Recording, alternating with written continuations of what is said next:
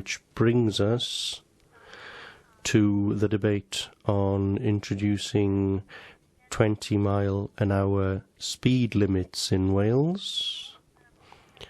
I am pausing because I now see that the Deputy Minister for the Economy is in attendance, and I invite the Deputy Minister to move the motion. Lee Waters. Diolch, Llywydd. 80 children were killed or seriously injured in Wales in the last year in which we have figures for. 80 children, 80 families whose lives will never be the same again. And whilst we have made progress on reducing deaths on our roads in the 21 years of devolution, despite our considerable efforts, there are still 4,000 accidents which result in injuries every year in Wales. And the evidence is clear. Reducing speeds reduces accidents. Reducing speed saves lives. And slower speeds in our communities improves quality of life too. According to the British Crime Survey, speeding traffic was rated as the most serious antisocial problem.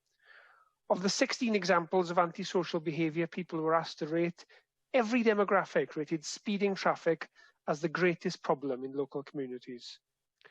Fear of traffic also tops a list of parent worries, with children today being kept closer to home than we were, reducing their independence and their freedom to roam, and leading to the vicious spiral of increased danger as more people drive their children to school, in turn amplifying health inequalities.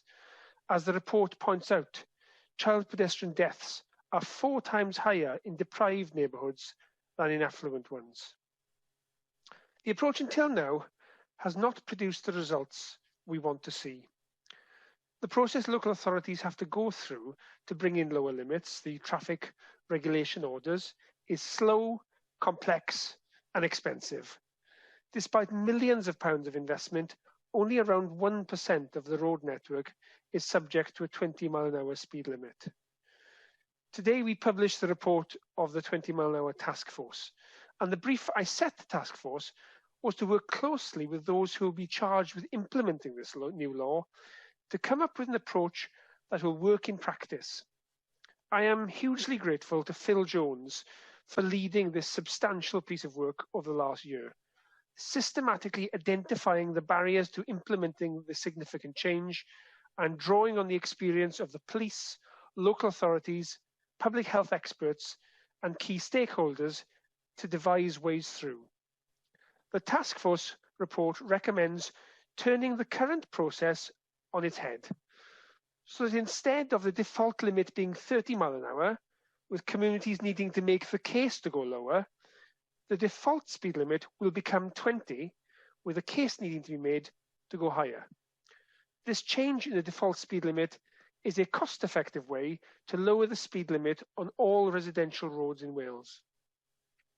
With Transport for Wales, the Taskforce has developed a mapping tool which suggests the roads that should change and which would provide the starting point for a conversation with local communities.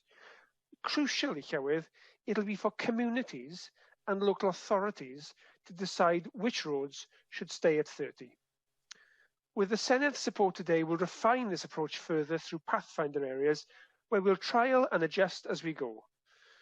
We don't expect speed to drop to 20 miles an hour overnight. It will take time to change behaviour. But even a 1% drop in average speeds is likely to bring about a 6% drop in casualties. We will expect the law to be enforced, and the police were represented on the task force, and I've had encouraging discussions with the police commissioners. But the task force also suggests a series of ways to nudge behaviour too. For example, the report recommends the Welsh Government gets organisations that we fund to ensure their vehicles stick to 20 miles an hour to create a class of pace cars, which will then create a ripple effect. And over time, this will become the norm. Just as with smoking in restaurants or organ donation, I'm convinced that this will quickly become seen as common sense. This is as much about changing hearts and minds as it is about hard enforcement. And we'll be developing a communications campaign rooted in values to make the case for change. I want to pay a special tribute to Rod King, from the 20 is Plenty campaign for his determination over many years to create a coalition for change. The first meeting I had as a minister was with him and my colleague John Griffiths to discuss how we should implement the pledge made by Mark Drakeford to encourage a presumption of 20 speed limits in residential areas.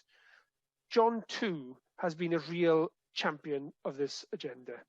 And it's been a cross-party agenda, Llywydd, with support from right across the chamber for many years. In this Senedd term, in particular, it's been actively supported by David Melding, Jenny Rathbone, Joyce Watson and others. And I hope we can maintain the cross-party basis of support. And in that spirit, I'm happy to accept the Plaid Cymru amendment to today's motion. It is right to acknowledge that the enforcement agencies need to have appropriate resources to respond to the change. And that's something the Senedd will want to consider as it sets future budgets. And the investment will reap rewards. Lives saved, costly accidents prevented, mental and physical health improved, and the more intangible, but equally valuable, community fabric strengthened. There's a lot of detail to get right first, though, Llywydd, and we're not going to rush it. We want to get it right. We plan to fully implement this in 2023. Before then, with the support of the Senedd, we'll need to implement the 21 detailed recommendations of the Taskforce. We accept them all, and we'll continue to work with our colleagues in local government and the police to implement them together. And I'm grateful for the support of all parties to begin this process. Diolch. Rwyf wedi dethol y gwelliant. I have selected the amendment to the motion and I call on Siân Gwenllian to move the amendment. Amendment 1, Siân Gwenllian. Thank you very much, Llywydd, and I'm very pleased to hear that the government is content to accept the Plaid Cymru amendment, a very good start to the debate. Our amendment relates to enforcement and calls on the Welsh Government to set out its proposals in terms of enforcement and appropriate resources for enforcement agencies as part of the consultation. We are in favour of the introduction of 20 miles per hour speed limits and in favour of increasing the number of 20-mile-an-hour zones, particularly around schools, but also on housing estates and in other parts of our communities. But the question of enforcement is an important one and is one that needs to be addressed. At the moment, the 20-mile-an-hour speed limits aren't being implemented in a proactive manner, if truth be told.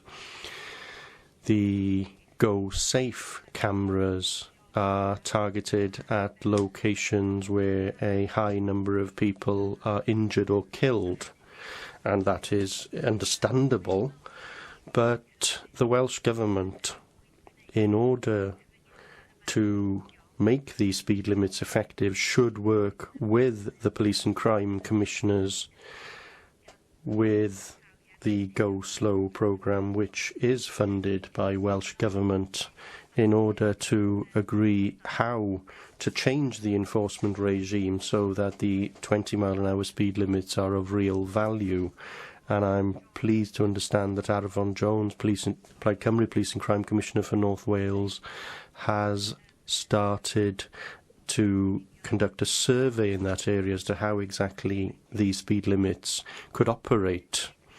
Having had discussions with colleagues in local government, they too feel that the enforcement element is crucial to the success of this initiative, and if the enforcement level from police is not sufficient, then there is a risk that public expectations in having everyone complying with these new speed limits, that those expectations will fall on the local authorities, and that in turn could lead to traffic calming measures to be put in place, and there's a cost element to that, of course, and therefore the government needs to identify that within the costings of this programme.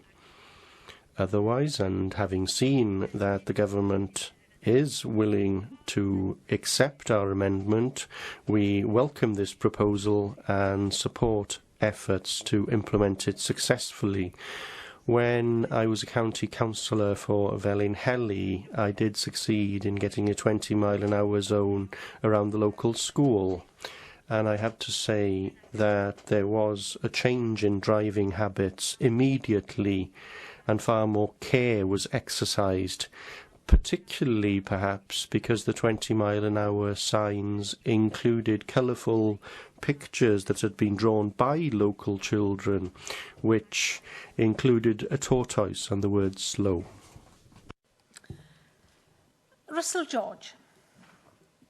Joel Cloweth, pleased to speak in this debate this afternoon. I'd like to start by thanking the Deputy Minister for the briefing which he hosted last week, and I would also extend my thanks to Phil Jones, who chaired the 20 miles per hour task force, and for the work he put in this report and for his recommendations.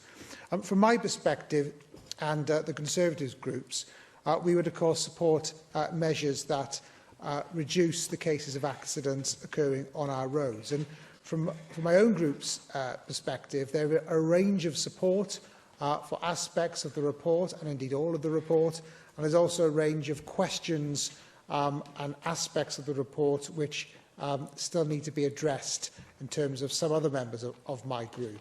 But I'm hopeful that during the course of this debate that some of these issues will be addressed. My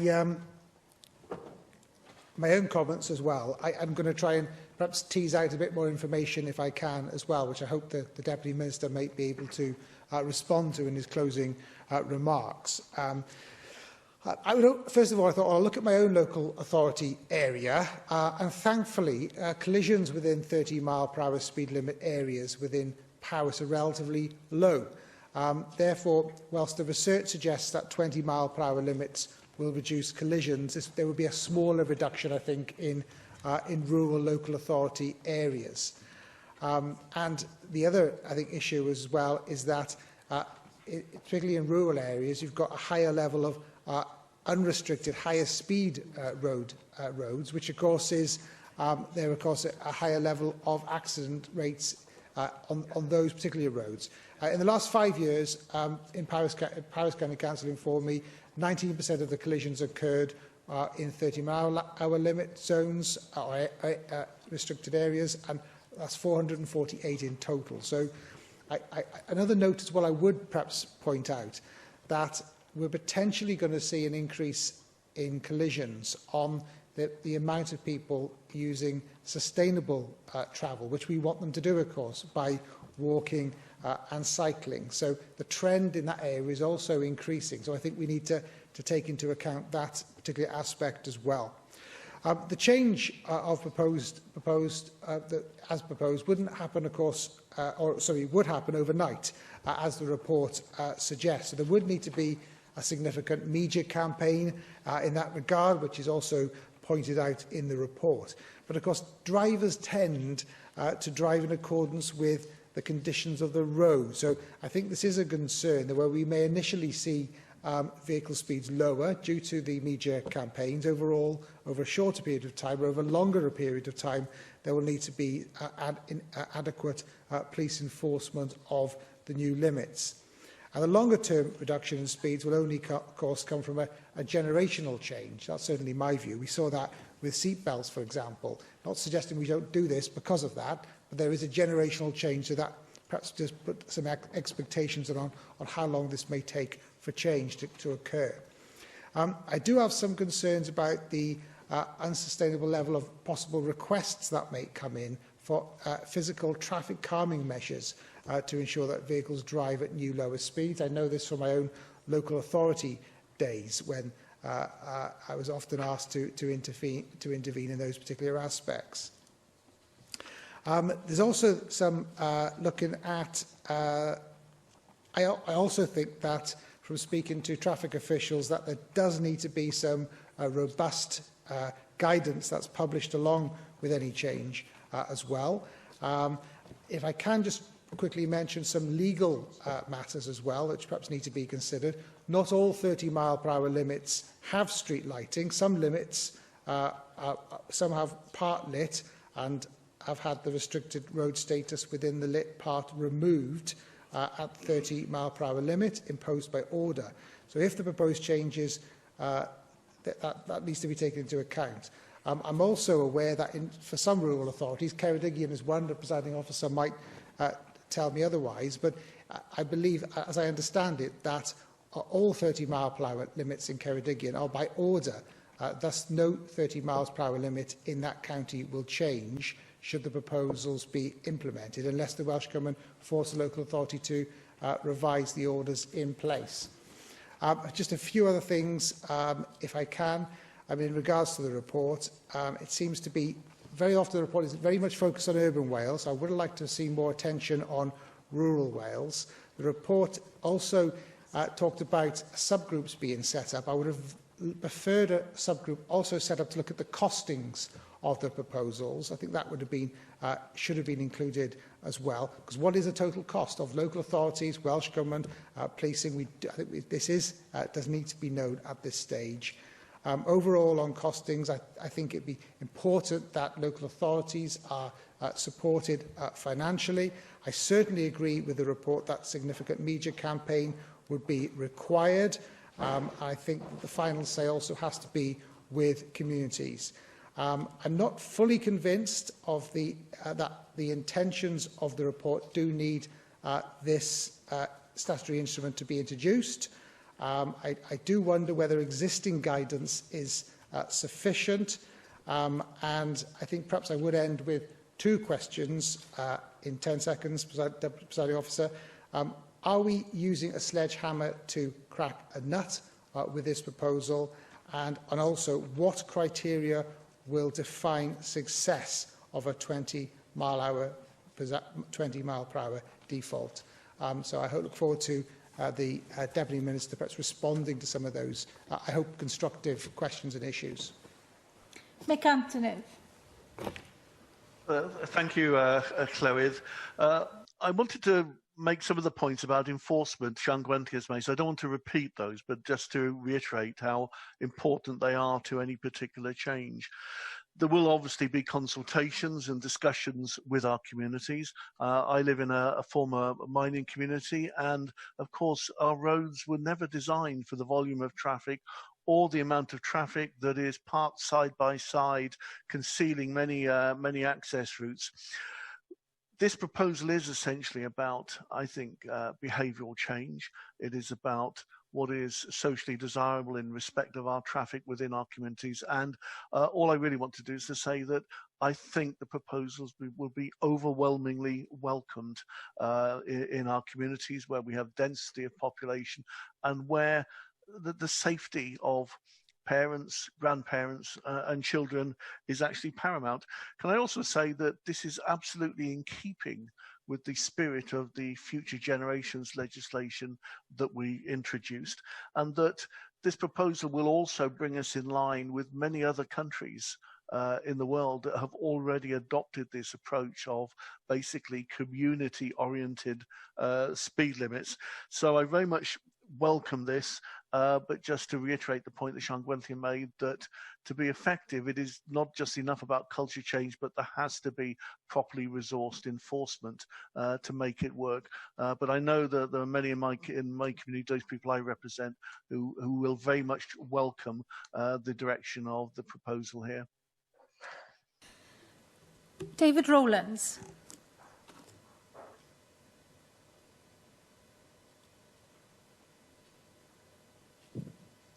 Diolch, Llywydd. Can I thank the government for bringing this debate today, because it gives us, all of us in this chamber, the opportunity to scrutinise the evidence against which the 20 mile per hour is to be implemented.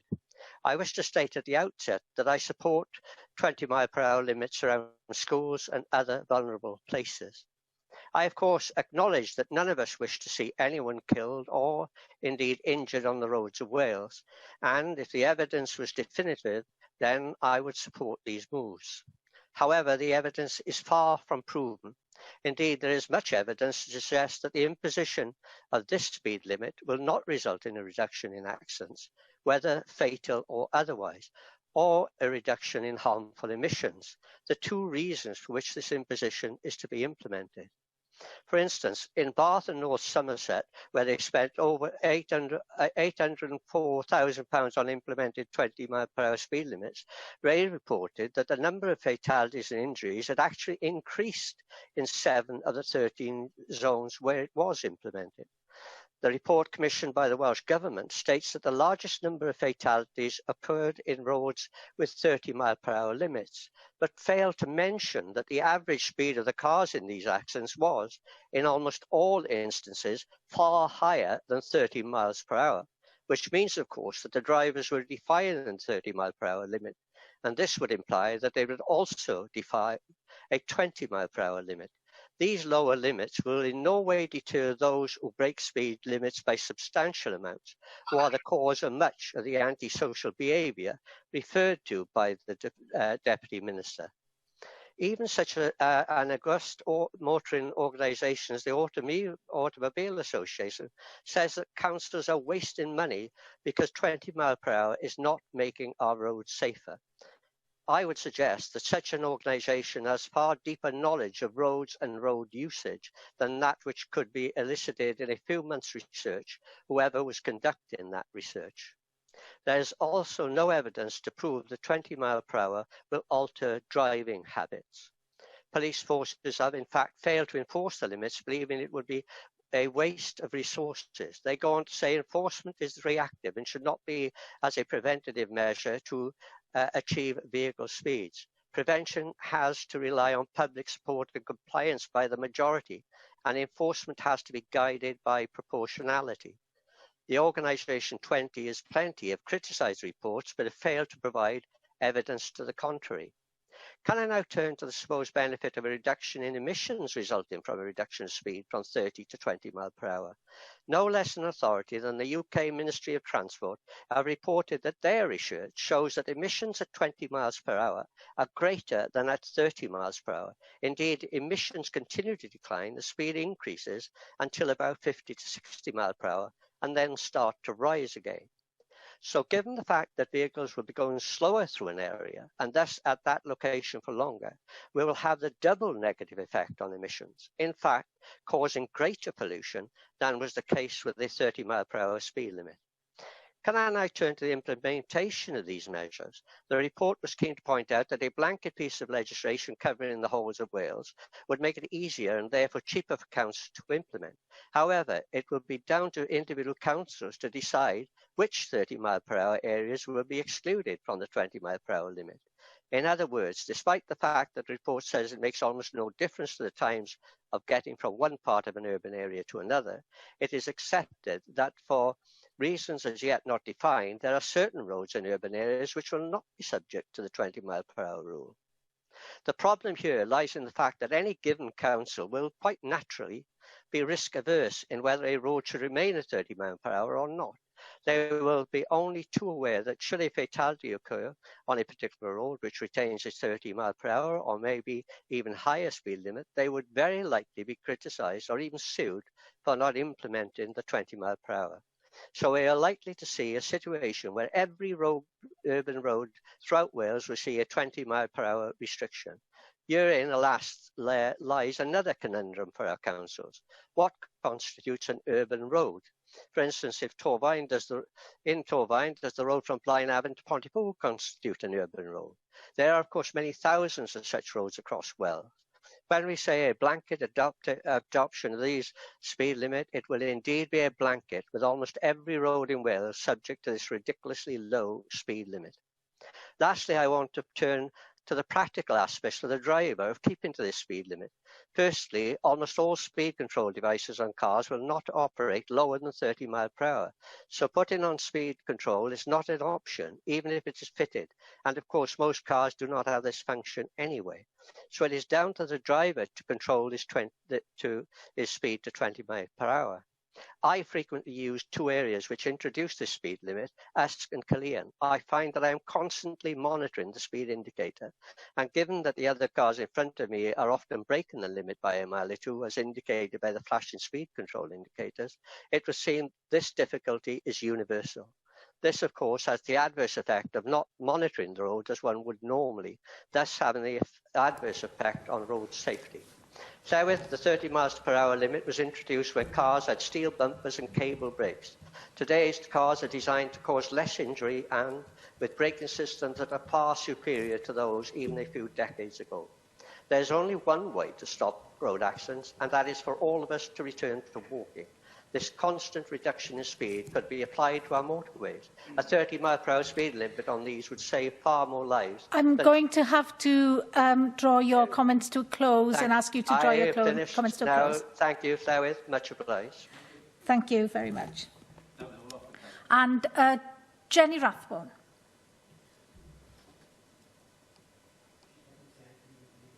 Thank you. I think David Rowlands is looking at this problem down the wrong end of the telescope.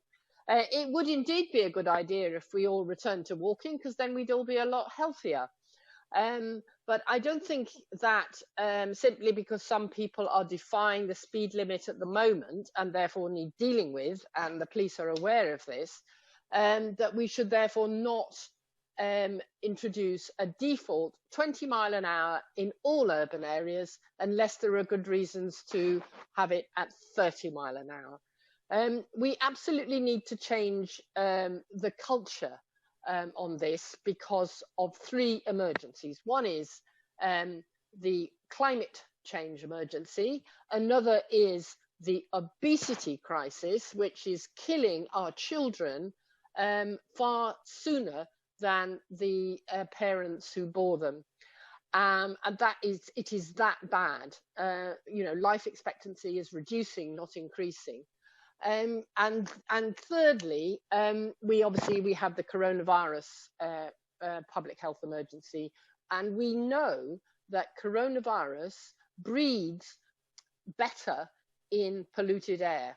And it isn't just an urban problem, it's a rural problem as well. Rural pollution from intensive farming, for example, in Holland, has proved that indicates that more people get coronavirus and more people die of coronavirus in air polluted areas. So for all three reasons, we absolutely have to change the way we do things.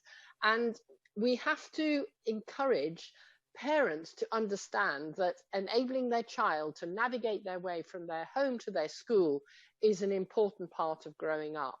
This is what we did as children, and why is it that children have been infantilized where they are being driven to school long after they are physically capable of getting themselves to school? We simply can't go on like this, and we have to have a whole community approach to reducing speeds, because it's simply not cost effective to try and do it on a piece by piece and road by road basis. And I thoroughly applaud Cardiff Council's commitment to introduce a default 20 mile an hour across the whole of the city. But in order to make that affordable, we have to make it the default rather than it costing £1 million in each ward. And the other issue that is really important to understand is that if we have speed bumps everywhere, because of that's the only way we can persuade people not to drive at excessive speeds, it means that it's hugely uncomfortable for people traveling on buses who have bad back problems. Going over bumps in a bus is really, really uncomfortable. So we have to have a complete sea change in the culture. And we never, I remember people sort of shouting and screaming at the idea that we should all be wearing seat belts, and other people saying that it was an affront to people's liberties not to be able to smoke in children's faces. Nobody would argue those cases now, and nor should we be imposing on children the inability to play outside and to get to school safely, either scooting, walking, or taking the bus. Because at the moment, it is the fear of parents that prevents them doing that. It is not the children who are resistant to that. And it is the single biggest problem I know that the head teacher of the school where I'm a governor faces, is how do we get our young people to travel to school independently rather than relying on the school transport that's provided. It would be a far better way of using parental income to invest in a bicycle or a scooter than to have to pay school transport costs. So I thoroughly welcome the introduction of this measure to make it the default in urban areas. Janet Finch-Saunders. Plough and yeah, there is support on these benches for introducing 20-mile-an-hour speed limits. I know in Aberconway it's been a big issue on some of our rural roads, and the local authority found it difficult to actually go from higher speeds to 20. And of course, our colleague David Meldon MS has worked so hard on this issue. It's a common sense and it's a safe move. A person is 7 times less likely to die if hit at 20 miles an hour than 30 miles an hour, or 10 times if they're over the age of 60. A study aimed to evaluate the impact of the rollout of 20-mile-an-hour speed limits across the city of Bristol found that there had been a reduction in the number of fatal, serious and slight injuries from road traffic collisions, equating to estimated cost savings of over £15 million per year, and that walking and cycling across the city had increased. Public Health Wales has previously claimed that there would be significant public health benefits from dropping the limit from 30 miles an hour. In fact, 20 miles an hour is being pursued and encouraged in other parts of the United Kingdom and abroad. Faversham in Kent is set to become the first town in the UK subject to a town-wide 20-mile-an-hour speed limit. All residential streets in Southend, Essex will be made 20 miles an hour. Perth city centre's 64 streets have been made 20 miles an hour for the past 18 months.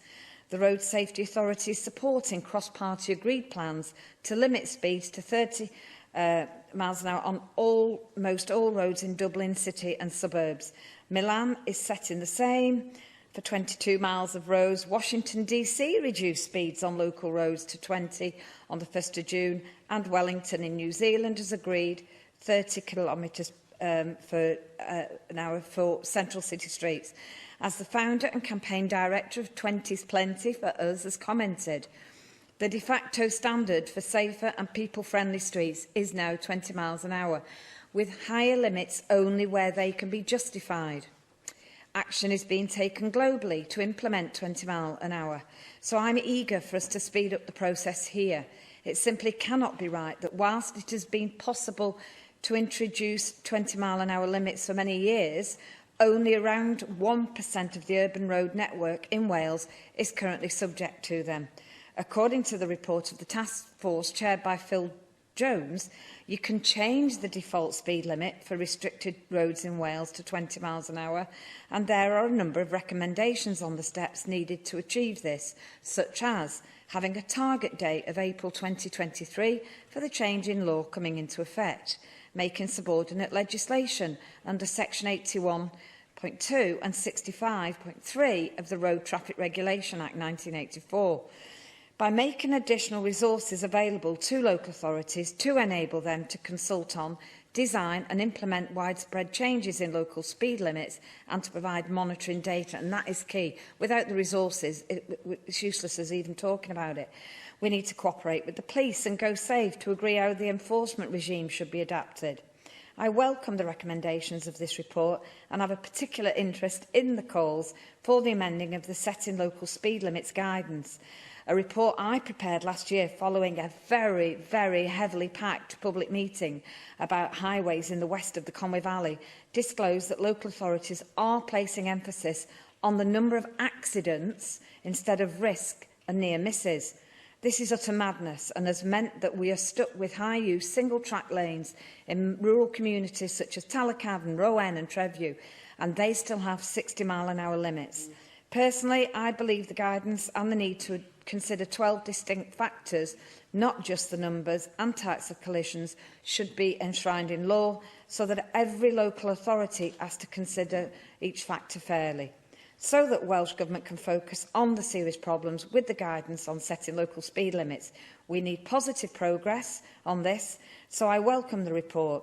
Whilst 20 miles an hour would primarily help urban areas, I am clear from my communications on the matter with the First Minister that progress in this area will take us a step closer to help tackling high-risk speed limits in rural areas too. And as you can see, we've done quite a lot of homework on this because it's a huge problem, and I thank the Government for bringing this forward. Diolch. Rhina Piorwerth. Diolch yn fawr iawn, Llywydd. Thank you very much, Llywydd. And just a few remarks from me. Over the years since my election, I've worked with a number of communities across my constituency who have been calling for a reduction in the speed limit to 20 miles an hour. The community of Llanfachraeth is one of those I worked with recently. I've also worked with schools, including a school in Holyhead very soon after my election, who wanted to see more being done in order to safeguard people by reducing speed of vehicles within their communities. It's that simple. I do support the principle and the practice of reducing speed limits. The evidence is strong and clear, and I welcome the fact that the government has led this task force. There are a few elements or questions that I still have. I do have a concern about the blanket approach from 30 to 20 miles an hour. I think there are a number of areas which are 30 miles per hour and aren't residential areas, and I would like to see more development on the exceptions that could be put in place, and that is for very good reasons, and the resources that would be available to administer that whilst adhering to this core principle of reducing speeds in areas where people live and children are most likely to be out. I endorse what Sian Gwenllian said about the need for resources to implement and enforce these changes. That's crucial, because from the moment the changes were introduced, then communities would need to be able to see that this was being enforced and that this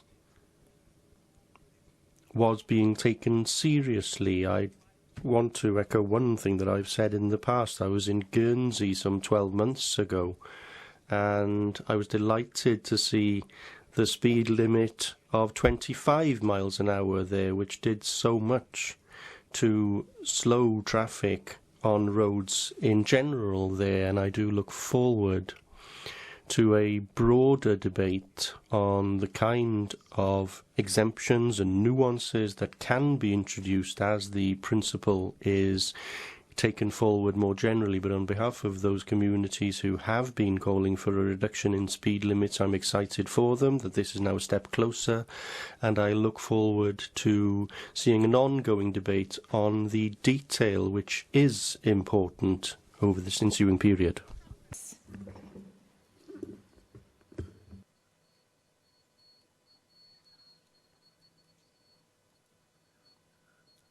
Yes, John? Okay, diolch yn fawr, Llywydd. I'm very pleased to take part in this debate today. And, you know, it's really good to see that we've got to this stage with such an important campaign as 20's Plenty. And I would like to join Lee Waters in paying tribute to Rod King, who's championed the cause so extensively and widely for so long. And also, of course, thank Phil Jones and the Taskforce.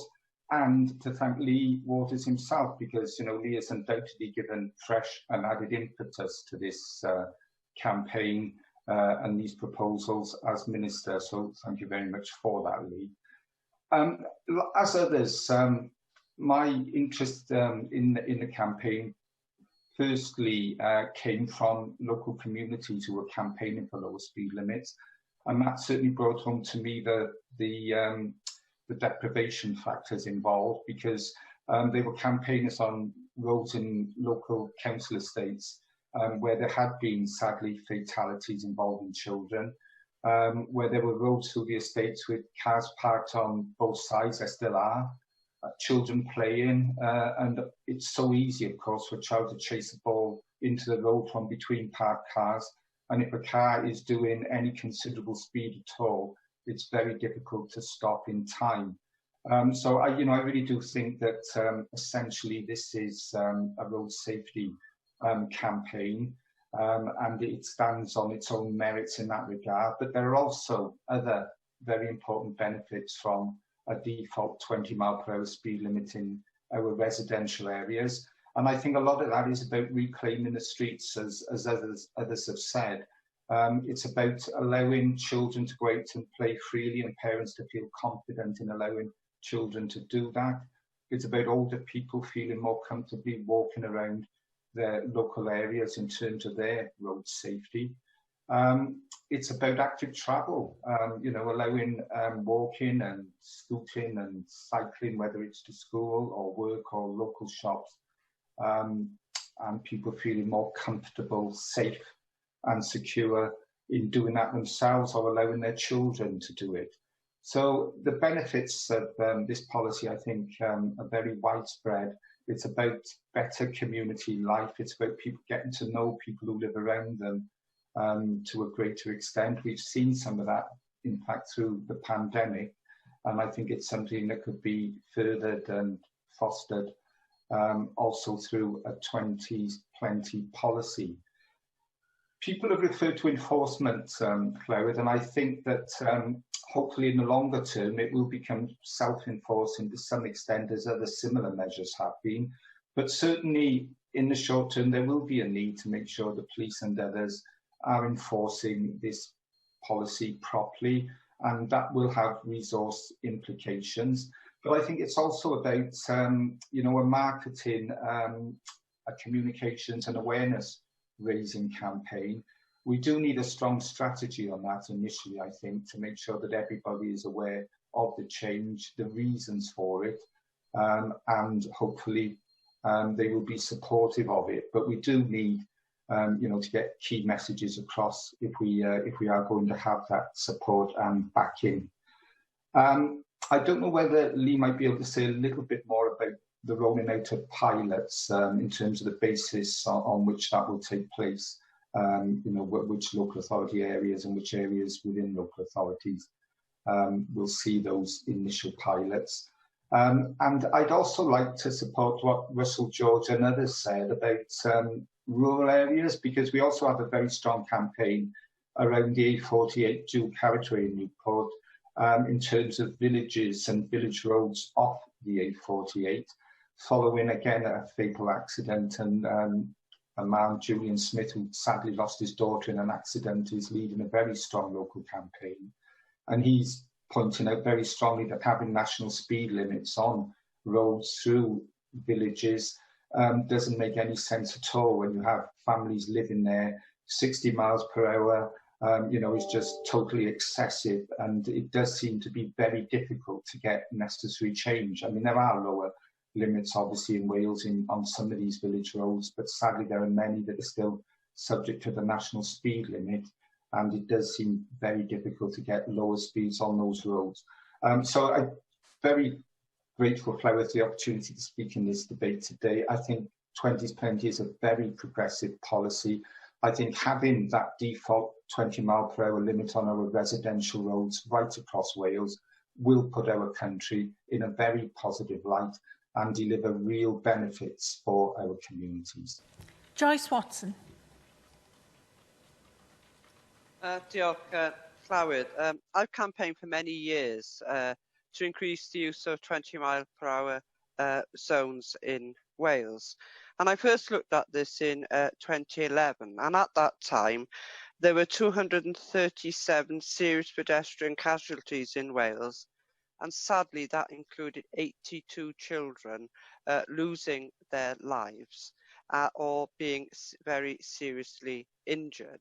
And I think it's those stats that we have to keep in our minds when we're talking about this.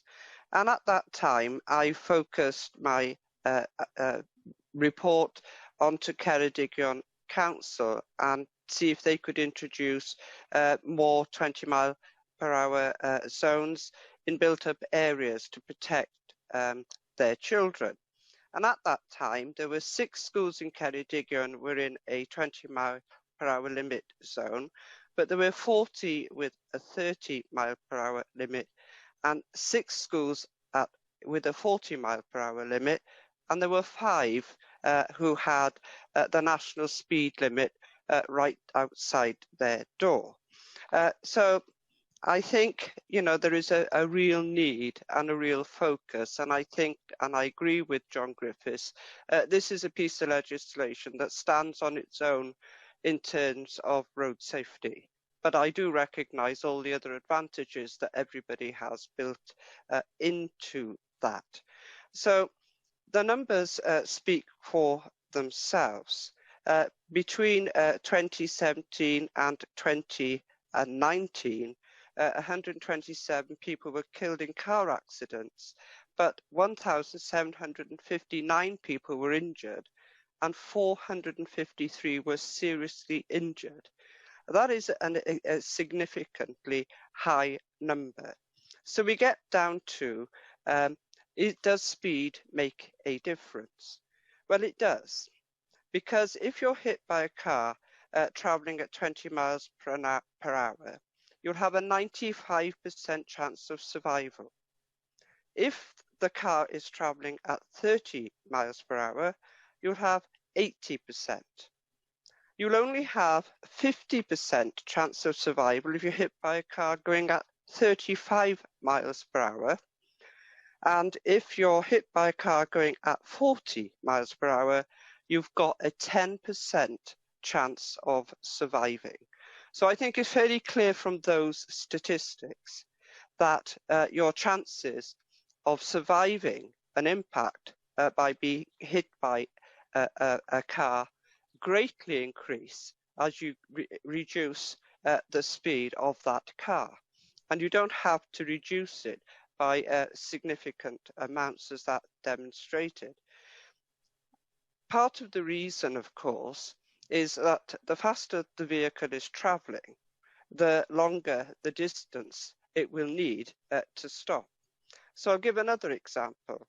On perfectly dry roads and in perfectly good conditions, a car or a vehicle travelling at 30 miles per hour will need a stopping distance of 23 metres or 6 car lengths.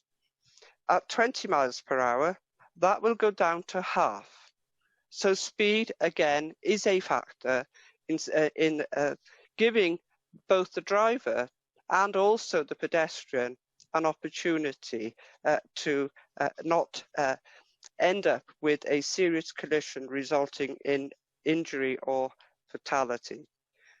But I agree that it isn't speed limits alone that will solve these problems. There will be a need for adequate enforcement measures, and we will have to come to agreement on who and how those enforcements are implemented. But the Welsh Government has, over the years, given local authorities in Wales the power to vary speed limits. It is cumbersome, as it's outlined here. But we have seen authorities move ahead, like Cardiff and Swansea, for example, when the political drive has been there. We've also seen Welsh Government give money to local authorities to improve the safety outside the roads. Yet last year, with the newly built school in Haverfordwest, Ysgol Caerhun, I joined parents to campaign to reduce the 30 mile per hour speed limit to a 20 mile per hour speed limit. So my ask here of you, Minister, is that when we're building new schools, that built into their design is a 20 mile per hour speed zone outside that school. It seems incredible to me that any local authority has already implemented 20 mile per hour speed limits outside some schools, then builds a new school with a 30 mile per hour speed limit outside it, and there's already been an accident, and thankfully nobody was hurt. I obviously support what you're doing. I think I'm really pleased to see that it's back on the agenda, that it is being discussed, and I know without any doubt at all from everything that I have just said that it has the potential to save lives. The Deputy Minister to reply to the debate. Lee Waters. Diolch, Llywydd. and can I thank members for that thoughtful discussion. I think with one exception, there was support in principle for the proposal we brought forward this afternoon. But members are right. It's the job of the Senedd now to scrutinise the detail of this, to stress test it, to kick the tyres, if you like, to make sure that this is as strong as it can be. And I'm certainly keen to work with all members to try and answer questions and concerns they have so that we get this right. It's the reason why I set up an expert panel over the course of a year to rigorously go through this, to understand how we could make it workable. Alongside the report today, we are publishing an evidence review by Dr. Adrian Davis, as well as a report by the Public Policy Institute for Wales, also looking at the evidence. So the claim by David Rowlands that this is based on just a few months' research and the evidence is far from proven, I'm afraid is not the case, and I was disappointed by his contribution. I'm just trying to work through the issues that have been raised. Russell George asked, "Are we using a sledgehammer to crack a nut?" It's interesting, isn't it? If 800 children a year were killed or seriously injured in any other setting, I wonder what the response of this Senedd would be. I wonder what the response of the newspapers and the media would be. I wonder if we'd see mass demonstrations. But it's somehow we've come to accept road casualties and deaths on our roads from cars as commonplace, as something we just accept as a price of doing business. I noticed the Brexit Party have put out a tweet this afternoon saying Wales can't afford to go any slower. And I do deprecate the tendency by some on the right to try and use this as part of the culture wars that they're trying to fight out here. And I know David Rowlands, apart from the issue of Europe, which I profoundly disagree with him on, to be a reasonable man. So to hear the speech he gave, which started off reasonable enough and turned it into a contribution on a radio phone-in by the end, was I thought was surprising. Rhina Bjorwerth said the evidence is clear and the evidence is strong. Janice Finch-Saunders made the point. It's a common sense and safe move. And I think the opinion polls bear this out. This is a widely welcomed and accepted intervention.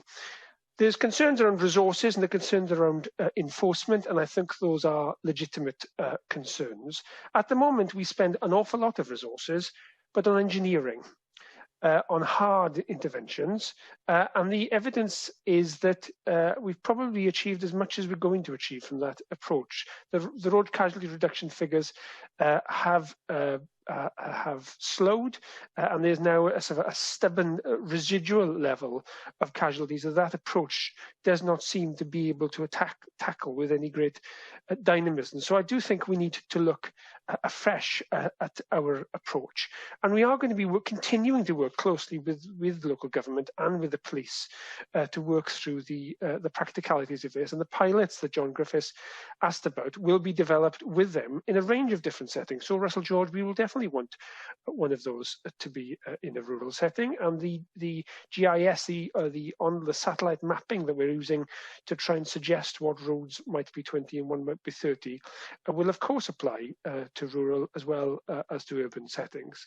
Russell raised a series of technical questions which I will write to him on to make sure that we do justice to each of them, but of course there will be robust guidance which we'll be working out as a result of the pilots with the WLG and the police. He raised a legal question about the definition of restricted roads when road lighting was not present, and I'll need to check the legal position on that. But the example of Ceredigion, for example, where I understand they are zones in by order, they can of course be repealed where they are required.